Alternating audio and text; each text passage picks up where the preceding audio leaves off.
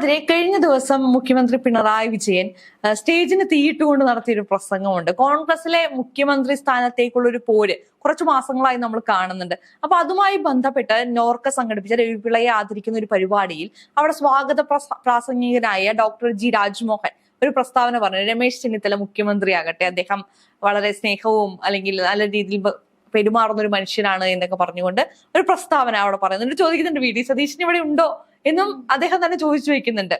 അതിന് മറുപടി എന്നോണം പിണറായി വിജയൻ പറഞ്ഞ വാക്കുകളാണ് ഇപ്പോൾ വളരെ രീതിയിൽ സമൂഹ മാധ്യമങ്ങളെല്ലാം ചർച്ച ചെയ്തത് ഇന്നലെ. അദ്ദേഹം പറഞ്ഞത് ഒരു പാർട്ടിക്കകത്ത് ബോംബിടുന്ന രീതിയിലുള്ള ഒരു പ്രസ്താവനയാണ് സ്വാഗത പ്രാസംഗികനായ വ്യക്തി ഇവിടെ പറഞ്ഞു വെച്ചത് എന്നാണ്. ഇത് വലിയ രീതിയിൽ ആൾക്കാർ ആഘോഷിക്കുകയും മുഖ്യമന്ത്രി ഒരുപാട് കുറിക്കുകൊള്ളുന്ന രീതിയിൽ അദ്ദേഹം വർത്താനം പറഞ്ഞു എന്നൊക്കെ പറഞ്ഞ് വളരെ വലിയ രീതിയിൽ ചർച്ചയായതാണ്. അതിന് ഇന്ന് വി ഡി സതീശൻ മറുപടിയുമായി വന്നിരിക്കുകയാണ്. മുഖ്യമന്ത്രി വല്ലാതെ തമാശ പറയണ്ട, കോൺഗ്രസിന്റെ മുഖ്യമന്ത്രി ആരാകണമെന്ന് കോൺഗ്രസ് തീരുമാനിച്ചുകൊള്ളും എന്നൊക്കെ പറഞ്ഞുകൊണ്ടാണ് വി ഡി സതീശൻ വന്നിരിക്കുന്നത്. വി ഡി സതീശൻ ഇട്ട് കൊടുത്തത് വി ഡി സതീശൻ ഇട്ട് തന്നെ കൊണ്ടു എന്നുള്ളതാണ് മുഖ്യമന്ത്രിയുടെ ഈ പ്രസ്താവനയിൽ നമുക്ക് മനസ്സിലാവുന്നത്. വി ഡി സതീശന്റെ ഈ പ്രസ്താവനയിൽ നമുക്ക് മനസ്സിലാവുന്നത്. പ്രത്യേകിച്ച് ആ ഒരു സ്വാഗതം പറയുന്ന ആള് പറയുന്നുണ്ട്, ഞാൻ ഇവിടെ രാഷ്ട്രീയം ഒന്നും എടുത്തിടുന്നില്ല എന്ന് പറഞ്ഞിട്ട് കൃത്യമായിട്ടുള്ള ഒരു രാഷ്ട്രീയ അത് തന്നെയാണ് എടുത്തിരുന്നത്. കാരണം കോൺഗ്രസ് പാർട്ടിയെ സംബന്ധിച്ച് നമുക്ക് നന്നായിട്ട് അറിയാം. രമേശ് ചെന്നിത്തല പ്രതിപക്ഷ നേതാവായിരുന്ന സമയത്തായിരുന്നു ഒന്നാം പിണറായി സർക്കാർ വരുന്നത്. അതിനുശേഷം രണ്ടാം പിണറായി സർക്കാർ വന്നപ്പോൾ ആ ഒരു പ്രതിപക്ഷ സ്ഥാനത്ത് നിന്നും രമേശ് ചെന്നിത്തല മാറി ശേഷം വി ഡി സതീശൻ വന്നു. വി ഡി സതീശൻ വന്നതിന് ശേഷം നിരവധി, കാരണം നമ്മുടെ രമേശ് ചെന്നിത്തലയുടെ ഓപ്പോസിറ്റ് എന്ന് വെച്ചാൽ പ്രതിപക്ഷ നേതാവായിരുന്ന സമയത്ത് നമുക്കറിയാം കുറെ അധികം വിവാദങ്ങളെ പറ്റി പരാമർശിച്ചിട്ടുണ്ടായിരുന്നു. സെക്രട്ടേറിയറ്റിലാണോ എന്നറിയില്ല, സർട്ടിഫിക്കറ്റുകളൊക്കെ തീയിട്ട ഒരു ഇലക്ട്രോണിക് കാര്യങ്ങളൊക്കെ തീ വെച്ച് നശിച്ചു പോയ സമയത്തൊക്കെ ഒരുപാട് വിവാദങ്ങൾ സർക്കാരിനെ പറ്റി. കാരണം അടിക്കടി ഒരു ദിവസം ഒന്ന് പറയുന്നു, അടുത്ത ദിവസം ഒന്ന് പറയുന്നു. എന്നുവെച്ചാൽ വാർത്താ സമ്മേളനത്തിൽ വന്ന് രമേശ് ചെന്നിത്തല നിരന്തരം ഇങ്ങനെ ഭരണകൂടത്തിനെതിരെ ഇങ്ങനെ ആരോപണങ്ങൾ പറഞ്ഞു ഇരുന്ന ഒരു രമേശ് ചെന്നിത്തലയെ നമുക്കറിയാം. അതിനുശേഷം വി ഡി സതീശൻ പ്രതിപക്ഷ നേതാവായി വന്നപ്പോഴത്തേക്കും പ്രതിപക്ഷ നേതാവായിരുന്ന നേതൃത്വത്തെ രമേശ് ചെന്നിത്തല അങ്ങ് ഒതുങ്ങിപ്പോയി. കാരണം വാർത്താ സമ്മേളനങ്ങളിലും മറ്റു കാര്യങ്ങളിലും എല്ലാം മുൻപന്തിയിൽ നിന്നത് വി ഡി സതീശൻ.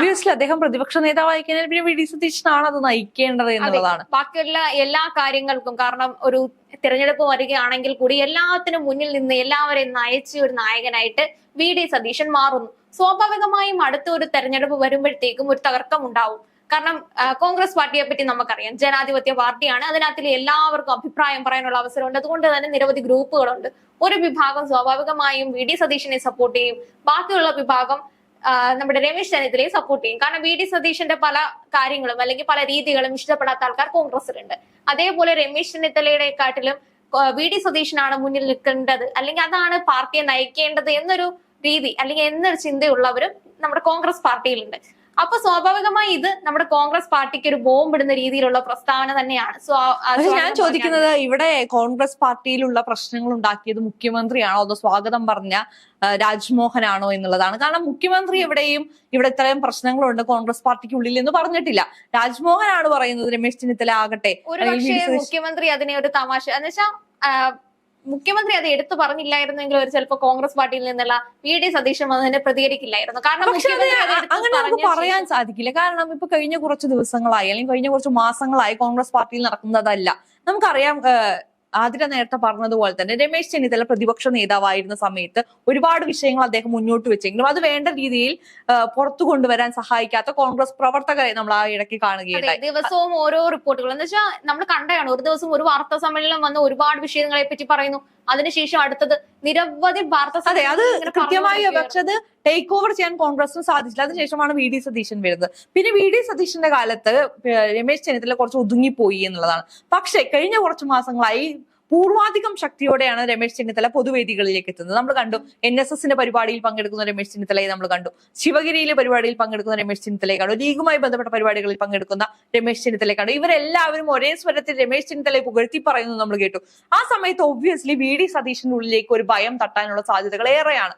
കാരണം രമേശ് ചെന്നിത്തലയ്ക്ക് കിട്ടുന്ന ഈ സാമുദായിക സംഘടനകളുടെ പിൻബലം അത് എത്രത്തോളം അദ്ദേഹത്തെ മുഖ്യമന്ത്രി സ്ഥാനാർത്ഥിയാക്കാനുള്ള യോഗ്യതയെ വർദ്ധിപ്പിക്കും എന്നുള്ളത് വലിയൊരു ചോദ്യമുണ്ട്. പാർട്ടിക്കുള്ളിൽ തന്നെ രമേശ് ചെന്നിത്തല സ്ഥാനാർത്ഥിയാകട്ടെ എന്നുള്ള വാക്കുകൾ വരാൻ തുടങ്ങുകയൊക്കെ ചെയ്തു. ആ സമയം മുതൽ കോൺഗ്രസിൽ ഈ മുഖ്യമന്ത്രി സ്ഥാനത്തേക്കുള്ള കലഹം രൂക്ഷമായി കൊണ്ടിരിക്കുക.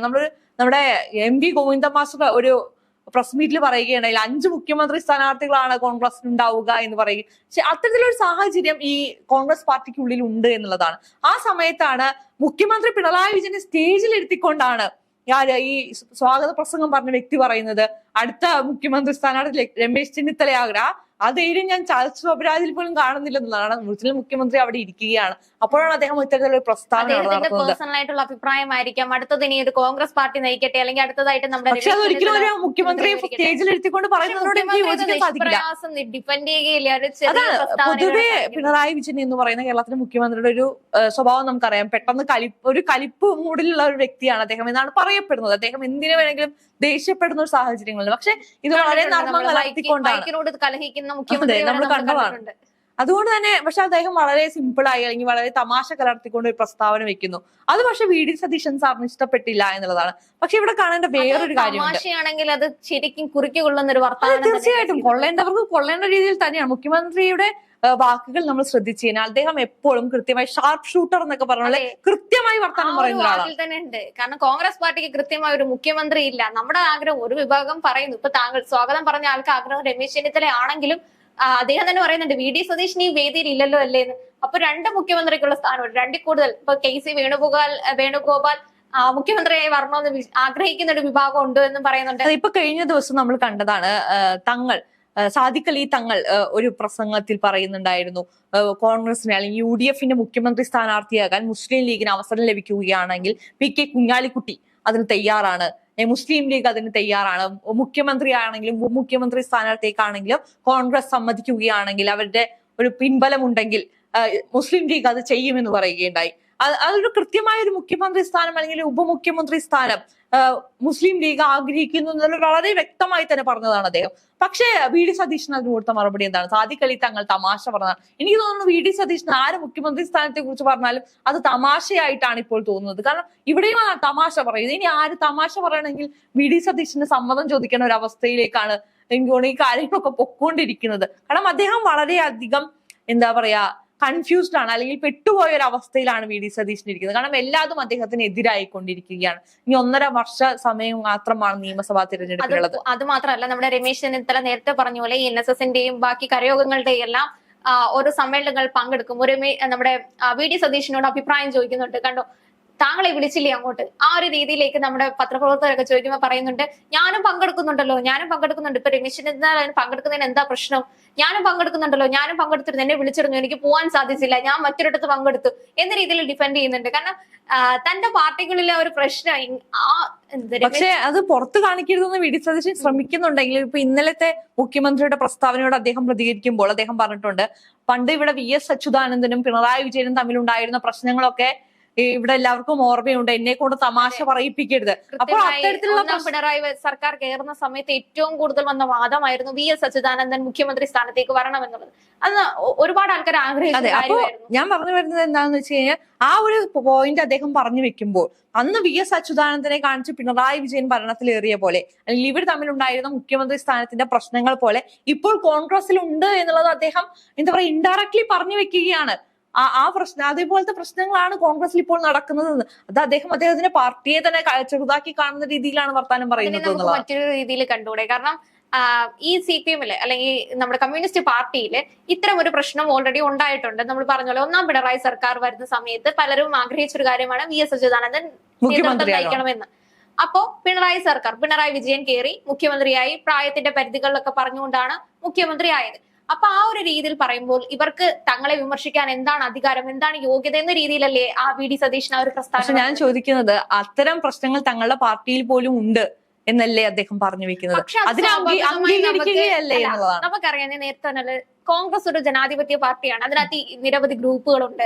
കാരണം എല്ലാവർക്കും അഭിപ്രായം പറയാനുള്ള ഒരു ഇതുണ്ട്. കാരണം ആർക്ക് വേണമെങ്കിലും ഇത് പറയാം, ആർക്ക് വേണമെങ്കിലും ഇപ്പുറത്തെ ആളെ സപ്പോർട്ട് ചെയ്യാം. കാരണം അവര് ജനാധിപത്യ പാർട്ടിയാണ്. അപ്പൊ അതിലങ്ങനെ ഒരു കാര്യം തീർച്ചയായിട്ടും ഒരു പാർട്ടിയെ സംബന്ധിച്ച് ഒന്നിലധികം നേതാക്കൾ ഉയർത്തി കാണിക്കാനുള്ളത് വളരെ നല്ല കാര്യം തന്നെയാണ്. കാരണം ആളുകൾക്ക് ഓപ്ഷൻ അല്ലെങ്കിൽ അതൊരു ഏകാധിപത്യ ഭരണമായി ഇത് മാത്രം മതി എന്ന് പറയുന്നത് ഒരു നേതൃത്വത്തിനുള്ളിൽ 2 അഭിപ്രായങ്ങൾ വരുന്നത് വളരെ നല്ലതാണ്. പക്ഷെ ഇവിടെ ആളുകൾക്ക് ഒരു ഉറപ്പില്ലാത്തൊരു അവസ്ഥയിലേക്ക് എത്തിക്കരുത്. പാർട്ടിയുടെ ഉള്ളിൽ നടക്കേണ്ട കാര്യങ്ങൾ പുറത്തു നടക്കരുത് എന്നുള്ളതാണ്. അങ്ങനെ ഇപ്പൊ ഈ രമേശ് സംഭവിക്കുമ്പോൾ ചെന്നിത്തലയും വി ഡി നടക്കുന്നത് സതീഷും തമ്മിലുള്ള പ്രശ്നങ്ങൾ കോൺഗ്രസ് പാർട്ടിയുടെ ഇന്റീരിയർ ആയിട്ടുള്ള പ്രശ്നങ്ങളാണ്. അത് അതിനുള്ളിൽ തീരേണ്ടതാണ്. ഇതിപ്പോ ആളുകളാണ് ഇതിനെക്കുറിച്ച് ചർച്ച ചെയ്യുന്നത്. ഹൈക്കമാൻഡ് തീരുമാനിക്കും, അല്ലെങ്കിൽ കോൺഗ്രസ് തീരുമാനിക്കും ആര് മുഖ്യമന്ത്രി ആകണം എന്ന് പറയുമ്പോഴും ഇതിനുവേണ്ടി ഇവർ രണ്ടുപേരും കൂടി തല്ലുകൂടുന്നത് നമ്മൾ കൃത്യമായി പുറത്തിരുന്ന് കാണുകയാണ്. അത് ആ പാർട്ടിയെ സംബന്ധിച്ച് നാണക്കേടല്ലേ എന്നുള്ളതാണ് ചോദ്യം. തീർച്ചയായും നമ്മുടെ പാലക്കാടുള്ള ഉപതെരഞ്ഞെടുപ്പ് വന്ന സമയത്ത് നമ്മൾ ഈ ഒരു വിഷയത്തെ പറ്റി ചർച്ച ചെയ്തതാണ്. ഒരു വിഭാഗം സരിൻ വരട്ടെ എന്ന് ആഗ്രഹിക്കുന്ന ഒരു വിഭാഗം ഉണ്ടായിരുന്നു. ബാക്കിയുള്ള വിഭാഗം രാഹുൽ മാങ്കൂട്ടത്തെ സപ്പോർട്ട് ചെയ്തു. അപ്പോ വി ഡി സതീശൻ ഉൾപ്പെടെയുള്ളവർ രാഹുൽ മാങ്കൂട്ടത്തെ പിന്തുണച്ചു കൊണ്ടുവന്നു. കാരണം ഇത് ഞങ്ങളുടെ മാത്രം തീരുമാനമല്ല എന്ന് പറഞ്ഞപ്പോ ഒരു കൂട്ടം കോൺഗ്രസ്സുകാർ എന്താണ് പറഞ്ഞത്, ഇത് വി ഡി സതീശന്റെ മാത്രം തീരുമാനമാണ്. വി ഡി സതീശൻ, ഷാഫി പറമ്പിൽ അല്ലെങ്കിൽ രാഹുൽ മാങ്കൂട്ടത്തിൽ ഈ ഒരു ഗ്രൂപ്പ് അല്ലെങ്കിൽ വി ഡി സതീശൻ ഒരു ഗ്രൂപ്പിനെ സൃഷ്ടിച്ചെടുക്കുകയാണ്. അവർ മാത്രം നേതൃത്വത്തിലേക്ക് വരട്ടെ, അവരെ മാത്രം പിന്തുണയ്ക്കുന്ന ഒരു രീതിയാണെന്ന് സരിൻ തന്നെ വന്ന് പറഞ്ഞിട്ടുണ്ട്. കാരണം തനിക്ക് കൃത്യമായുള്ള അവഗണനയായിരുന്നു ലഭിച്ചതെന്ന്. ആ ഒരു രീതിക്ക് വരുമ്പോൾ ഒരു മുഖ്യമന്ത്രി അല്ലെങ്കിൽ അടുത്ത ഒരു സർക്കാർ, അടുത്ത ഒരു നിയമസഭാ തെരഞ്ഞെടുപ്പ് വരുമ്പോഴത്തേക്കും ഇത്തരം ഒരു വിഷയങ്ങൾ ജനങ്ങളിലേക്ക് ഇട്ടുകൊടുക്കുക എന്ന് പറയുമ്പോൾ അവർ തന്നെ ചിന്തിക്കും. കാരണം ഇവർക്ക് തമ്മിൽ തന്നെ അടിയാണ്. ഞങ്ങളപ്പോ ഇവരെ സപ്പോർട്ട് ചെയ്തിട്ടില്ലെങ്കിൽ, ഇവർക്ക് വേണ്ടി ഞങ്ങൾ വോട്ട് ചെയ്തിട്ടുണ്ടെങ്കിൽ എന്തായിരിക്കും നടക്കാൻ പോകുന്നത്?